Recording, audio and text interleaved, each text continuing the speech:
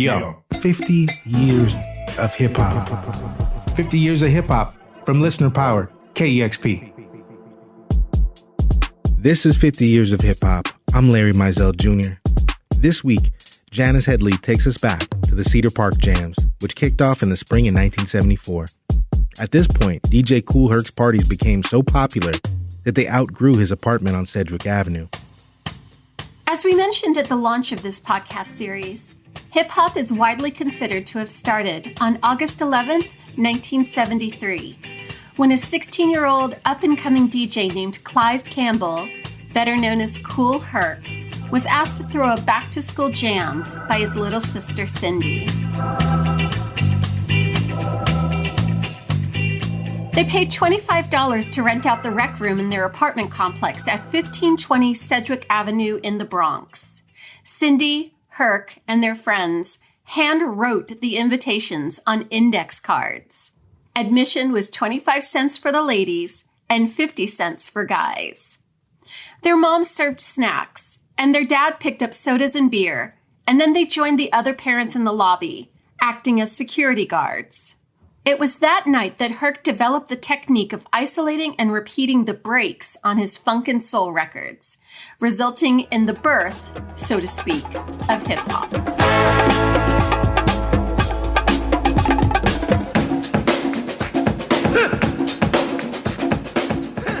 But 1974 is the year hip-hop began to walk and then run. As word began to spread about Herc's prowess on the turntables, it quickly became evident that the apartment complex's community room wasn't going to hold all the burgeoning hip-hop fans traveling from across the 5 boroughs to attend. So Herc decided to relocate the parties down the street to Cedar Park. This tree-lined acreage of land sits between Cedar Avenue and Sedgwick Avenue at West 179th Street. As author Jeff Chang reports in his book, Can't Stop, Won't Stop, A History of the Hip-Hop Generation, Herc had watched construction crews tapping power from the base of a lamppost, which he used to power his DJ equipment. He found a tool shed in the park and had a kid climb in through the window to plug in a sound system. Their very first Cedar Park Jam was held on May 25th, 1974. Also on the bill was DJ Clark Kent and Herc's first MC, Coke LaRock. This time, the event was free. The flyer said it was limited to ages 16 to 18, but reports say the whole neighborhood turned out, with over 1,000 attendees. Quite the turn of events from the 40 or so people guesstimated to be at the Sedgwick Avenue party the year before. In his autobiography, The Adventures of Grandmaster Flash, My Life, My Beats, Grandmaster Flash remembers, quote, Cedar Park was almost all the way to the Harlem River and 10 blocks north of my house, but I was prepared to crawl there if I had to, end quote. He was 16 years old at the time and still developing his technique. He had heard about Kool Herc and was determined to catch him in action. He says he was still 2 blocks away when he felt the bass from Babe Ruth's 1972 single, The Mexican, shake the Bronx streets.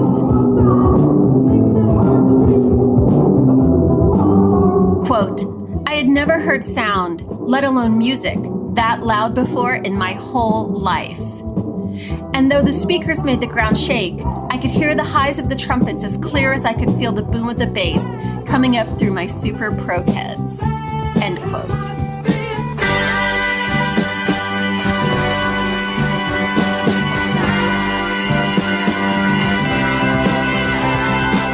Grandmaster Flash writes that as the sun began to rise on the Cedar Park show, Herc began to spin the Incredible Bongo Band's latest single, Apache.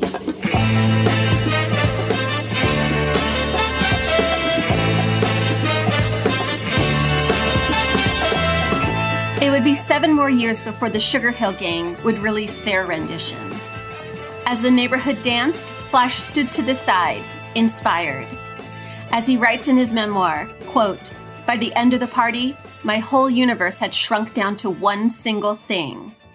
I can do that, end quote. He wasn't the only one to leave the jam inspired.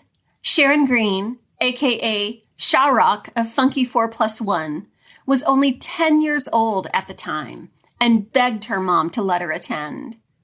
As she writes in her autobiography, titled The Story of the Beginning and End of the First Hip-Hop Female MC, Luminary Icon Sha Rock, quote, I almost lost my mind. I just stood behind the ropes, shocked and amazed, as if something came over me. I can't explain it. All I knew was I was going to come back to another Herc jam, end quote. And despite the heavy infiltration of gangs in the Bronx in 1974, members of the Black Spades, the Savage Skulls, and the Black Pearls danced side by side to Herc's mixes. Both Herc and Kool Herc would shout out members of the audience to help create a sense of unity, as Jeff Chang recalls in his book, Can't Stop, Won't Stop, A History of the Hip-Hop Generation. The shout-outs especially kept the peace and the vibe chill.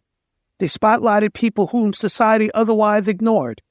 Herc shouted out the local shot callers, gang leaders, neighborhood and high school and housing projects, guys trying to impress girls, girls trying to impress guys, crews that otherwise would be causing trouble, kids whose parents were trying to get them to come home. As Sha Rock wrote in her autobiography, when Herc gave you a shout-out, you best believe everybody in the park knew you were somebody. Everybody always wanted that status. Herc. All right, y'all, let's do it. Get down, stop that messing around. The Cedar Park Jams only lasted one brief, beautiful year, but they clearly had an enormous impact on the neighborhood. When the weather turned bad, Herc took the events to the Webster Avenue Police Athletic League. And then once he turned 20, he took on the club circuit. Cedar Park still stands strong today, just a 15-minute walk from Herc and Cindy's old apartment. Grandmaster Kaz, another Bronx-based rapper inspired by Herc's parties, reports from the grounds in a recent New York City Parks video. Cedar Park just takes us back to, the essence of hip-hop, where we just brought our music outside into the park and played for the community for free. And that eventually gave birth to what we now know as hip-hop music. Park is, beautiful. Look at the terraces now. This used to be just a long, sloping hill with dirt, rocks, very dangerous if a kid was to try to walk down that hill. But now it's terraced off.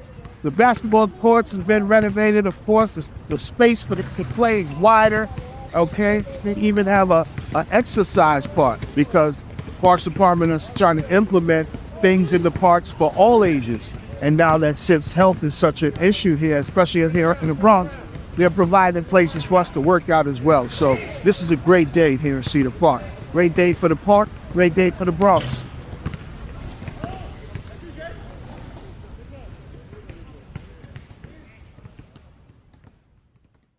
This piece was produced by Janice Headley.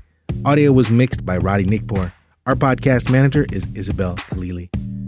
Just 1 year left, folks. Martin Douglas is sending us off with a hit track from last year, Pollo Rico by Billy Woods. I'll send you off with some reflections. And then we'll have a new podcast for you to kick off the new year. I'm Larry Mizell Jr. We'll see you next time on 50 Years of Hip Hop from listener-powered KEXP, where the music matters.